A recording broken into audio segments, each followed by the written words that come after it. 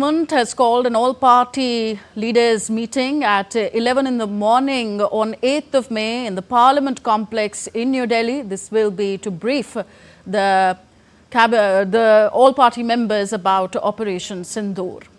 And DD India's Dibyendu Mondal joins us on the operation for more. Dibyendu, do we know about the damage done to the terror sites? What more can you tell us? How seriously will the strikes erode the operational capabilities of Pakistani-based terrorists? Well, Tanvi, that's true that we have been reporting since morning about the strikes that India carried out in Pakistan as well as Pakistan-occupied Kashmir. Well, this has been a very targeted and precision-based operation on the terror hideouts and the terror camps that Pakistan had been harboring for very, very long time. And these terror camps were responsible for carrying out terrorist activities on the soil of India. And therefore, after meticulous planning, we had seen the Prime Minister holding meeting with the service chiefs, with the cabinet committees, with the Defence Minister, with the National Security Advisor since the last couple of days. And of course, this came after a very, very thorough planning by the Prime Minister's office, the armed forces as well as the Defence Ministry. And of course, it was a coordinated effort by all the three branches of the Indian Army, the Indian Air Force, the Navy as well as the armed forces. And of course, the Army did a press conference earlier in the day and did give us details about the precise target of these terrorist hideouts that have been taken down by the Indian Army. And of course, if I may read out about the 9 terror facilities and the locations of these 9 terror facilities, which were precisely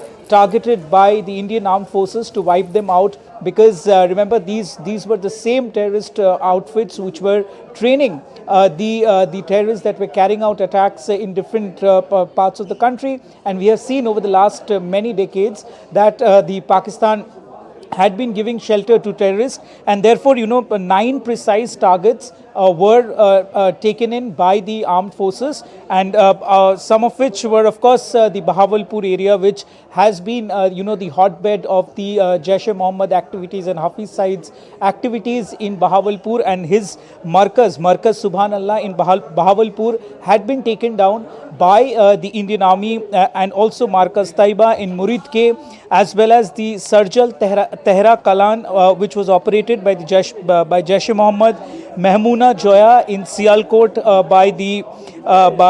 also Markaz Ahle Hadith in Barnala. This was an LET training camp as well as an hideout for the terrorists at this particular place in Barnala. There was also the Jaish-e-Mohammed hideout in Kotli, and it was Markaz Abbas. There was Maskar Rahil Shahid, which was also a Mujahideen hideout in Pakistan, and like this there were 19 total of 9 total of 9 precise locations that were targeted by the Indian forces early.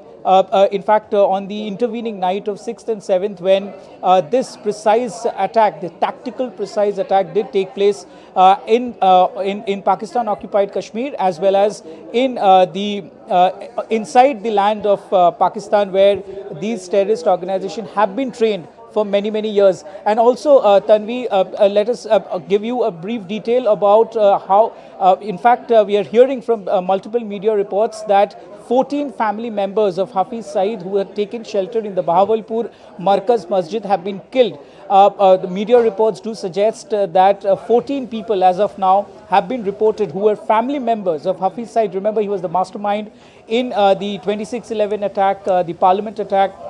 His family members, 14 of them, have been killed in this targeted, precision-based targeted attack, and 14 of his family members have been eliminated so far. Dibyendu, do we have also any rough idea about how many terrorists have been targeted in this entire operation? Are we likely to get more details of Operation Sindoor, as was also said in the press briefing that there will be more briefings on the operation in the days ahead?